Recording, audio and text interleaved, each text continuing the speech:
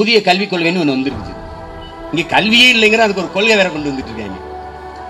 எப்படி இருக்கு பாருங்க. ஒரு அறிவார்ந்த எனது மக்கள் சிந்திங்க. 3ஆம் வகுப்புல பொதுத் தேர்வு எழுதுங்குது மாணவர்கள்.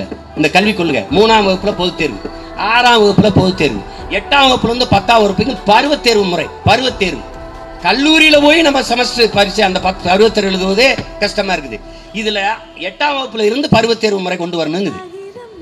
நாம என்ன சொல்றோம்? தேர்வுலா தேர்ச்சி. 8ஆம் வகுப்பு வரைக்கும் எல்லாரும் பாஸ். 9ஆம் வகுப்புல தேர்வு. எதுக்கு? 10ஆம் வகுப்பு பொதுத் தேர்வு வர்றதுனால இது மாதிரி தாண்டா பிள்ளைகளா தேர்வு இருக்கும். இதுல பயிற்சி எடுத்துக்கிட்டு 10ஆம் வகுப்பு தேர்வை எழுதுங்கடா. இதான் நம்ம சொல்றது. நீங்க இங்க பாருங்க, என் தம்பி தங்கையில என் அன்பு பெற்றோர் கவனிக்கணும். உலகத்திலே கல்வியில முதலிடத்துல தென்கொரியா தான் இருக்கு. அந்த தென்கொரியா 8 வயசுல தான் பிள்ளைய பள்ளிக்கூடத்தை சேர்க்குது. ஒன்னா போய் சேர்க்குது 8 வயசுல. 8 வயசு வரைக்கும் எதுவும் செய்ய விடல. சுதந்திரமா இரு, விளையாடு. 8 வயசுல ஒன்னா போய் சேர்க்குது. இவன் 8 வயசுல பொதுத் தேர்வு எழுதுங்கிறான்.